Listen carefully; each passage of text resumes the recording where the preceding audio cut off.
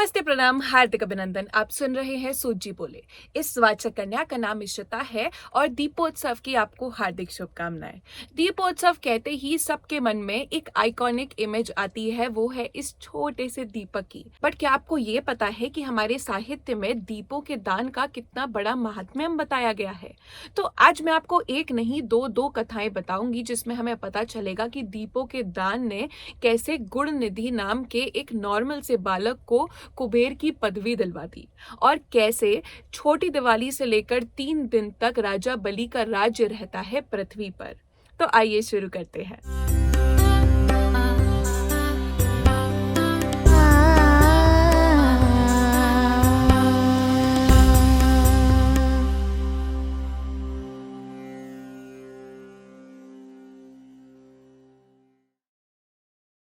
तो एक समय की बात है कि योग्यदत्त नाम के एक दीक्षित ब्राह्मण थे जो कि सब कुछ विधि विधान से करते थे। पूजा पाठ में उनका मन लगा रहता था। बट उनका बेटा था गुणनिधि जो कि बहुत ही ज्यादा उनका ऑपोजिट था। वो जाकर घर का धन बाहर बेच देता था, जुए में हार देता था।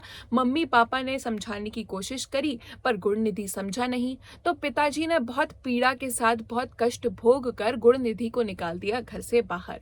गुणनिधि दर दर भटकता रहा और शिवरात्रि के दिन चला जाता है एक दूसरे शहर में, जहां पर वो लोगों को बहुत सारा भोग प्रसाद भगवान शंकर को चढ़ाते हुए देखता है। तो उसके मन में ये थॉट आता है कि इतने दिनों से खाया पिया नहीं है, वस्त्र नहीं बदले, तो जैसे ही ये लोग सोएंगे मैं मंदिर में जाकर सारा भोग ग्रहण कर लूंगा। जैसे ही सब सो जाते हैं तो गुणनिधि मंदिर में जाता है। मंदिर में जाकर वो देखता है कि भगवान शंकर का जो दिया है वो ऑलमोस्ट बुझने वाला था। तो गुणनिधि अपने फटे हुए वस्त्रों को चीर कर एक बत्ती बनाता है और मेक श्योर करता है कि शंकर भगवान का जो दिया है वो जलता रहे। जैसे ही लोग देखते हैं उसको भोग ग्रहण करते हुए तो वो उसको चोर समझ के मारने लगते हैं। अब क्योंकि वो इतने दिनों से भूखा प्यासा होता है तो थोड़ी सी मार से ही उसकी मृत्यु हो जाती है। जैसे ही मृत्यु होती है तो यमदूत आते हैं उसको लेने के लिए। तो वहीं पर तुरंत आ जाते हैं शिवजी के दूत और कहते हैं कि भैया ये तो भोले बाबा के हो गए, आप इन्हें हमारे साथ जाने दीजिए। कुछ टाइम वो शिव दूतों के साथ रहते हैं, शिव भक्ति में लीन रहते हैं और गुणनिधि अपने अगले जीवन में जन्म लेते हैं कलिंग राज्य में राजा दम के नाम से। और वो अपना पूरा जीवन राजा दम बनकर शिव भक्ति में व्यतीत करते हैं और दीपों का दान करते हैं। हर जगह पे, नगर नगर, गली गली, वो हर जगह छोटे छोटे दीपकों का दान करते हुए चलते हैं। और ऐसे वो अपने अगले जन्म में बनते हैं अलकापुरी के राजा कुबेर।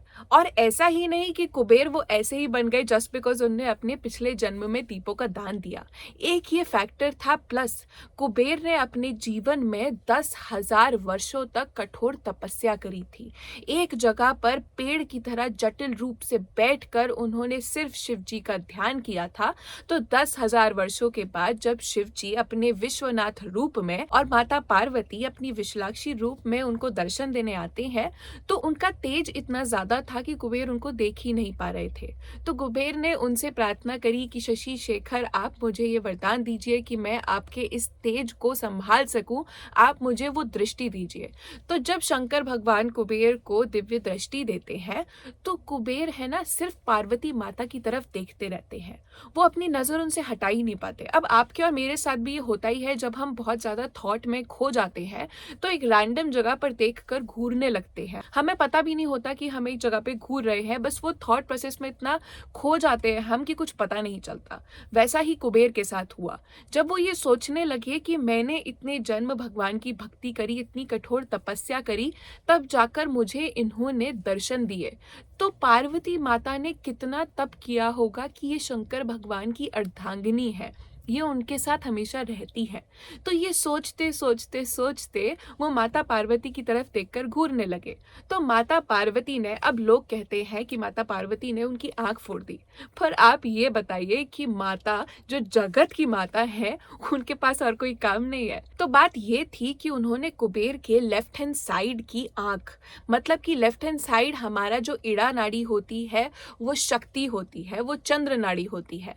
तो उन्होंने उनकी आंख आँख की दिव्य दृष्टि ले ली थी जिसकी वजह से वो उनको देख पा रहे थे। तो वो सिर्फ एक आँख से उन दोनों को देख पा रहे थे, जिसकी वजह से कुबेर को समदर्शी और भेदभाव ना करने वाला बताया जाता है। इसका रीज़न ये था कि क्योंकि कुबेर को इतने धन-धान्य का, निधियों का स्वामी बनना था, तो वो पक्षपात नहीं कर सकते। क्योंकि ये कहा जाता है कि अगर 2 आँखें होती हैं तो 2 पर्सपेक्टिव होते हैं, 2 नज़रिए होते हैं। बट अगर कोई इतनी बड़ी चीज़ का स्वामी बनता है तो उसके पास नज़रिए नहीं होते, उसके पास बस एक समदृष्टि होती है। कोई भेदभाव नहीं होता, वो सबको यौगिक रूप से एक देखते हैं। इसी वजह से माता ने उनकी एक आँख की दिव्य दृष्टि ले ली थी। तो फिर भी जब कुबेर उनको देखने लगते हैं तो माता पार्वती शंकर भगवान से कहती हैं कि प्रभु ये कैसा भक्त है आपका, ये मुझे घूरे क्यों जा रहा है? तो शंकर भगवान हँसते हुए कहते हैं कि पार्वती, ये तुम्हें घूर नहीं रहा है। इसने मेरे नाम का इतना तप किया फिर भी ये तुम्हारी तप संपत्ति के गुणगान कर रहा है। ये मेरे दर्शन को व्याकुल था पर अब तुमसे अपनी दृष्टि नहीं हटा पा रहा है। तो पार्वती इसको अपने पुत्र के रूप में स्वीकार करो। तो पार्वती माता और शंकर भगवान कुबेर को अपने पुत्र के रूप में स्वीकार करते हैं और आशीर्वाद स्वरूप उनको धन धान्य के निधियों के स्वामी बनाते हैं और उनको ये भी कहते हैं कि क्योंकि तुम्हारे तप से हम इतना प्रसन्न हुए तो अलकापुरी के पास कैलाश पर ही हम वास करेंगे। तो ऐसे आए शंकर भगवान और माता पार्वती कैलाश पर रहने।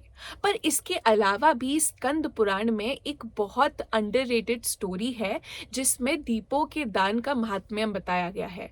तो राजा बलि ने विष्णु भगवान से आशीर्वाद लिया था ये कहकर कि प्रभु मैंने 3 दिन में आपको 3 पग जमीन में अपना सब कुछ अर्पित कर दिया।